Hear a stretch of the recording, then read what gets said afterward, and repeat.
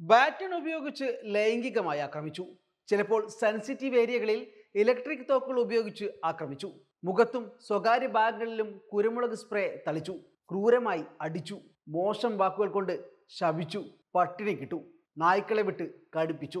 ഇത് കേരളം മുഴുവൻ ഇപ്പോൾ ചർച്ച ചെയ്തുകൊണ്ടിരിക്കുന്ന ഒരു സിനിമയിലെ രംഗമല്ല. ലോകത്തിലെ ഏറ്റവും ക്രൂരമായ രാജ്യമെന്ന വിശേഷണത്തിന് എന്തുകൊണ്ടും അർഹമായ ഇസ്രായേൽ എന്ന രാജ്യം യുദ്ധ തടവുകാരോട് ചെയ്യുന്ന ക്രൂരതയാണ്.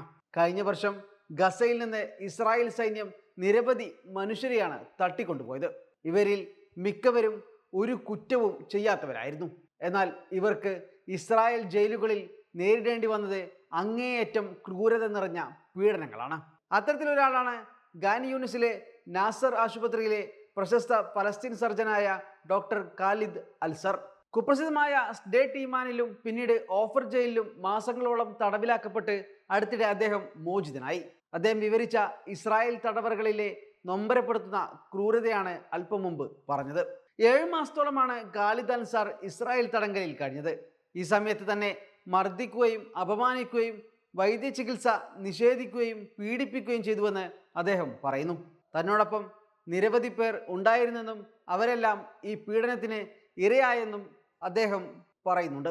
ഇസ്രായേലി സൈനികർ തടവുകാരെ പതിവായി ലൈംഗികമായി അപമാനിക്കുകയും തടവുകാരുടെ നേരെ സൈനിക ആക്രമണ നായ്ക്കളെ ഉപയോഗിക്കുന്നതിനെ കുറിച്ചും അദ്ദേഹം വിവരിക്കുന്നുണ്ട്. ഇസ്രായേലിലേക്ക് പിടിച്ചുകൊണ്ടുപോകുമ്പോഴോ ഗാസയിലേക്ക് തിരികെ എത്തുമ്പോഴോ അൽസറിനെതിരെ ഒരു കുറ്റവും ചുമത്തിയിട്ടില്ല. പിന്നെ എന്തിനായിരുന്നു ഈ ക്രൂരമായ ജയിൽവാസമെന്ന് അദ്ദേഹം ചോദിക്കുന്നു. ജയിലിനുള്ളിൽ ഞാൻ കണ്ടുമുട്ടിയ തടവുകാരിൽ ഭൂരിഭാഗവും ആശുപത്രികൾ, സ്കൂളുകൾ, സർവകലാശാലകൾ എന്നിവയിൽ ജോലി ചെയ്യുന്ന ജീവനക്കാരോ സിവിലിയന്മാരോ ആണ്.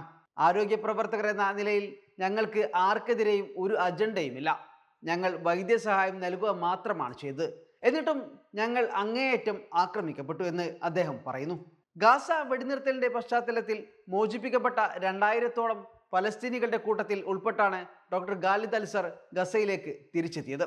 ജയിലിലടക്കപ്പെട്ട പലസ്തീൻ ഡോക്ടർമാരുടെ പട്ടികയിൽ ഡിസംബറിൽ കമാൽ അദ്വാൻ ആശുപത്രിയിൽ തടവിലാക്കപ്പെട്ട ഗാസയിലെ ശിശുരോഗ വിദഗ്ധൻ ഡോക്ടർ ഹുസാം അബുസഫിയയും ഉൾപ്പെടുന്നു. ഈ ആഴ്ച മോചിതനാകുന്നവരിൽ അദ്ദേഹം ഉൾപ്പെടുമെന്ന് ഗാസയിലെ പലരും പ്രതീക്ഷിച്ചിരുന്നു. പക്ഷേ അദ്ദേഹം ഇപ്പോഴും ഇസ്രായേലി തടങ്കലിൽ തന്നെയാണ്. വടക്കൻ ഗസ മുനമ്പിലെ ആരോഗ്യ സംരക്ഷണ സംവിധാനത്തിന്റെ നെടും തൂണാണ് ഡോക്ടർ ഹുസാം. ഇസ്രായേലിന്റെ ആക്രമണം കടുത്തപ്പോഴും അദ്ദേഹം ചെറുത്തു നിന്നു. ചികിത്സാ സൗകര്യങ്ങളുടെ അഭാവം ഉണ്ടായിരുന്നിട്ടും അദ്ദേഹം പരുക്കേറ്റ പലസ്തീനികളെ മുഴുവൻ ചികിത്സിച്ചു. ഇസ്രായേൽ ആക്രമണത്തിൽ മുഴുവൻ മെഡിക്കൽ സ്റ്റാഫും പരുക്കേറ്റപ്പോഴും അദ്ദേഹം ഒറ്റക്ക് നിന്ന് ഡോക്ടർ എന്ന നിലയിലുള്ള ജോലി ചെയ്തിരുന്നു.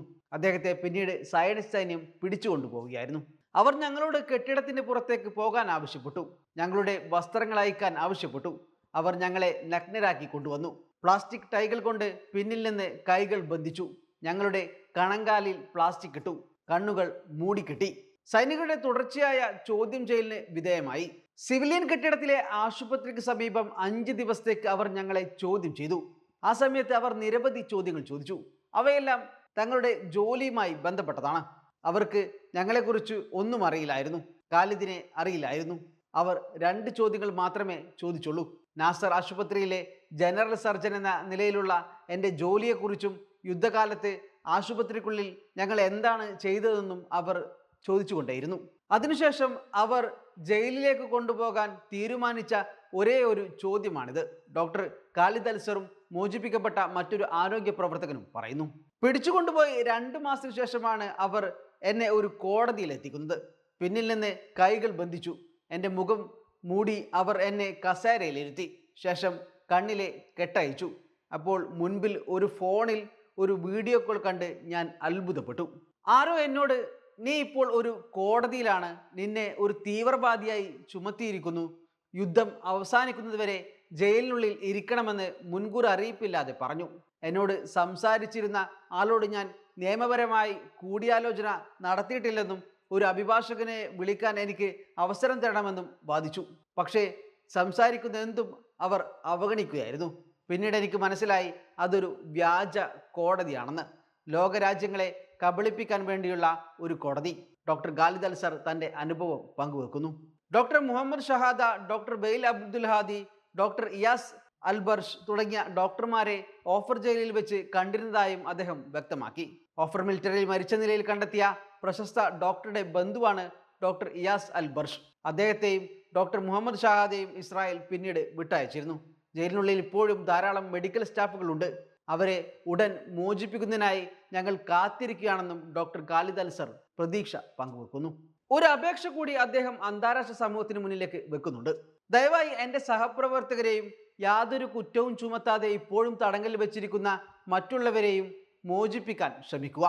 വാസ്തവത്തിൽ അത് തടങ്കലല്ല, അവരെ തട്ടിക്കൊണ്ടുപോവുകയാണ് ചെയ്തത്. ജയിലിനുള്ളിൽ അവർ മനുഷ്യ സാഹചര്യത്തിലോ മനുഷ്യർക്ക് അനുയോജ്യമായ സാഹചര്യത്തിലോ അല്ല.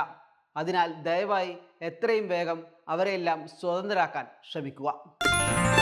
Waytonikah.com, the exclusive Muslim matrimonial site.